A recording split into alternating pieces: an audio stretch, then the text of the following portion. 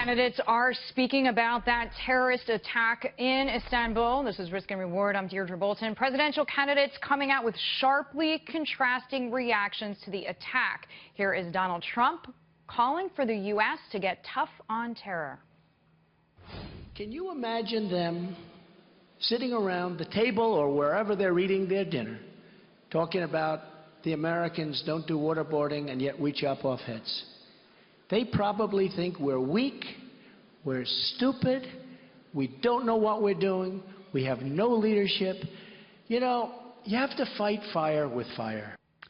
Hillary Clinton had a different approach. Here she is. Only strengthens our resolve to defeat the forces of terrorism and radical jihadism around the world. We must deepen our cooperation with our allies and partners in the Middle East and Europe to take on this threat. So that is her quote. Former governor and presidential candidate Mike Huckabee is with me now. Governor, thank you so much for being here, even though it is starting with a sad topic. What do you make of the differences in language, difference of approach, and what we assume to be a difference in policy for fighting terrorism? Deirdre, I think this shows the clear contrast between the presidential candidates and the choice voters have. If you think we're going to defeat terrorism by diplomacy and winning hearts and minds and bringing people together at a table and sitting down talking, then Hillary's your girl.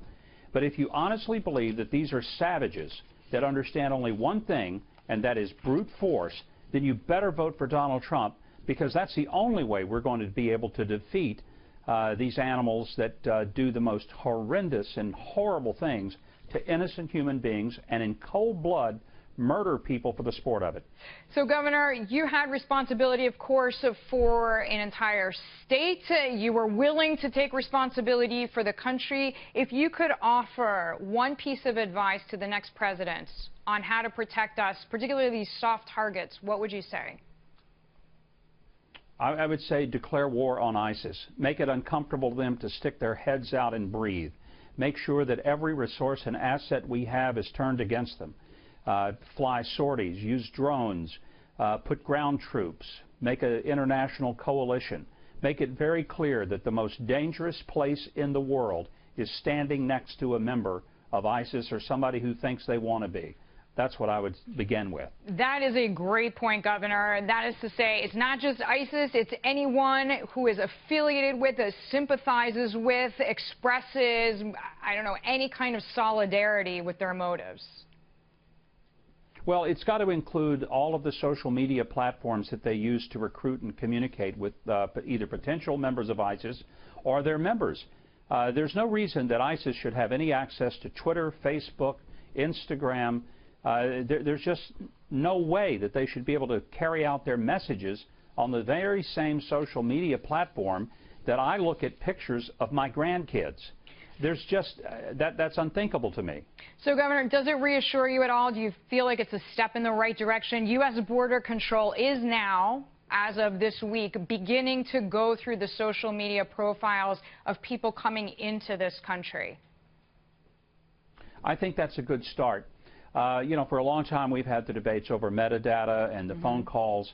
There's a very important balance between civil liberties and the need to protect ourselves, and I think we can do that.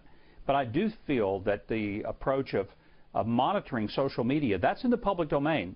Nobody has a right of expectation of privacy if you put something out on the public domains of social media. So that's very different than making a personal or private phone call. That's a great point, Governor. And it's in some ways very much common sense, but as they say, common sense ain't so common. But that's a beautifully made point. Yeah. Well, and I do think sometimes we tend to almost be so afraid we're going to offend somebody if we target radical Islam. Well, you know what? I don't care if we offend somebody. I want to do more than offend them. I want us to kill them. And if that sounds harsh, so be it. But when I see what happened in Istanbul, Orlando, Brussels, Paris, San no one was Bernardino, feeling Boston. empathy, sympathy for their friends, for their family. Nobody was thinking these are civilians, these are not military personnel. I want to ask you for your take on Donald Trump's comments on waterboarding. Here it is. So we can't do waterboarding, which is, it's not the nicest thing, but it's peanuts compared to many alternatives, right? What do you make of that? You know, we only used waterboarding a couple of times, and it was effective in getting some information. Some people believe that it's torture, others do not, because it does not actually imperil a person and put them at risk of death. It just scares them and makes them think they're going to die.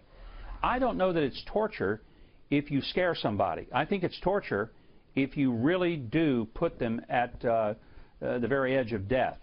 But let's be very clear. We're not dealing with people who are working under the Geneva Convention. We're not fighting an enemy who sits down and says, well, let's see how, you know, make sure we use a very sharp knife when we cut someone's head off. Yeah, not at all. Yeah. Governor, thank you so much.